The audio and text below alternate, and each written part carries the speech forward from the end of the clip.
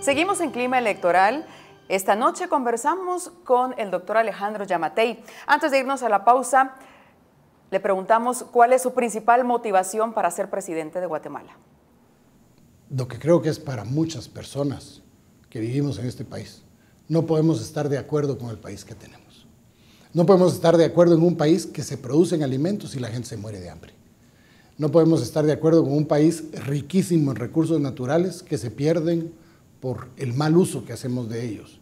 No podemos estar de acuerdo en un país con el gran desempleo que hay, en donde más de 200,000 jóvenes se van a incorporar a la vida productiva del país y de esos menos de 8,000 encuentran un empleo legal y formal el año entrante, donde si usted tiene más de 20, si usted tiene 20 y pico de años, no consigue trabajo porque es muy joven, y si tiene 40 ya no consigue trabajo porque es muy viejo.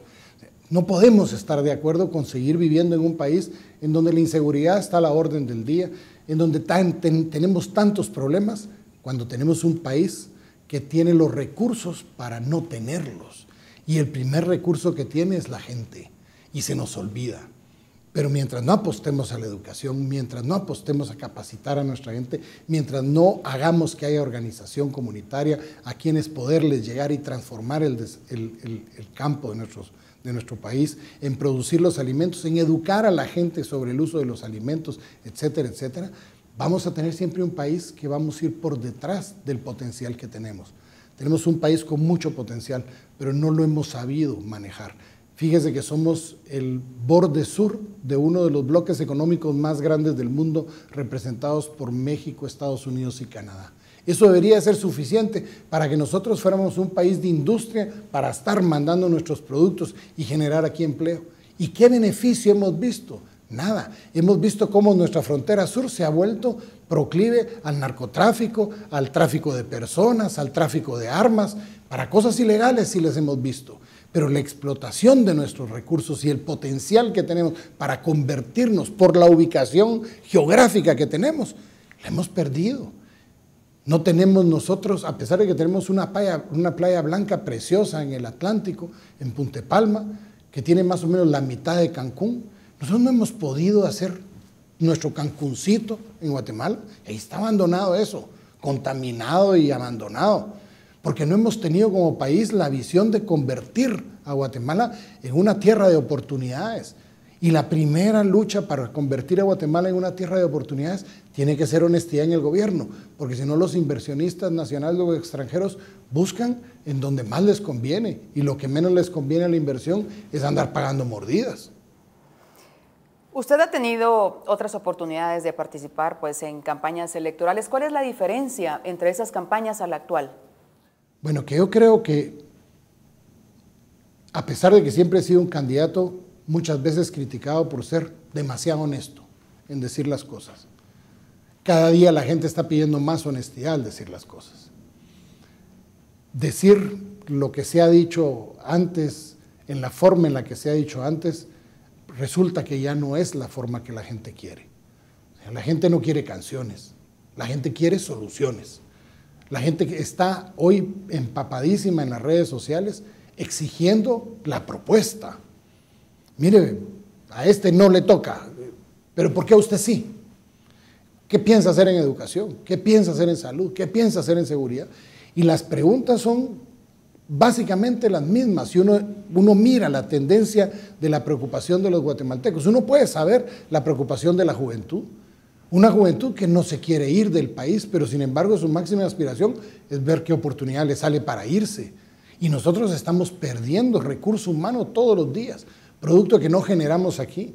Uno mira la campaña electoral de una forma mucho más madura, probablemente como la vi la primera vez, en cuanto a la relación con la gente. O sea, nosotros estamos surgidos de gobernantes que sean como nosotros. ¿De qué me sirve a mí que gastemos un presupuesto en las AAS de 9 millones de quetzales al mes para cuidar al presidente y a la vicepresidenta o al nuevo vicepresidente que vayamos a tener? ¿De qué me sirve a mí? ¿Cómo combate eso, la miseria en el país? De ninguna manera. Entonces, tenemos que tener gobernantes que sean como nosotros, que sufran como nosotros, que corran riesgos de inseguridad como todos nos la corremos. Yo por eso me resisto y me he resistido toda la vida a usar guardaespaldas, a usar armas. No puedo estar de acuerdo con eso, porque entonces se pierde el contacto con la gente. Lo más valioso que tiene que tener una persona que escoge el camino de la función pública como su camino es el contacto con la gente, porque es la gente la que retroalimenta, la que dice, la que cuenta, la que le dice a uno sus penas y uno tiene que transformar esa visión de dolor, de decepción que hay en una visión de prosperidad, de camino, y eso tiene que ser generando confianza y credibilidad. Pero si vemos a los gobernantes puestos en una poltrona a 2 kilómetros de distancia y no tenemos acceso hacia ellos, ¿de qué manera yo puedo ayudar a que mi país cambie si no me dejan ni siquiera conocer a ciencia cierta si esa persona está actuando correcta o incorrectamente? A su criterio, doctor Yamatei, ¿cuáles son los grandes retos a los cuales debería de afrontar un presidente entonces en Guatemala? Bueno, mire, en primer lugar, tenemos que definir qué es lo que queremos. Guatemala es el puesto 133 en el orden de las naciones en desarrollo humano. 133. Si nosotros logramos principiar a incidir y lograr el desarrollo humano, necesitamos tener en cuenta 3 cosas. Lo básico: educación, salud y alimentación. Y esas 3 cosas tienen que ir dentro de un marco de seguridad y justicia. Si no hay eso, no puede haber desarrollo humano. Y mientras no hagamos que exista el desarrollo humano en el país, siempre vamos a ser un país bien posicionado geográficamente, pero destruyéndonos y sin explotar las condiciones favorables que tenemos para lograr que el beneficio le llegue a las personas. ¿Está capacitado el doctor Yamatei para darle solución a los problemas del país? Eso nos lo responderá al regresar de la pausa en Clima Electoral.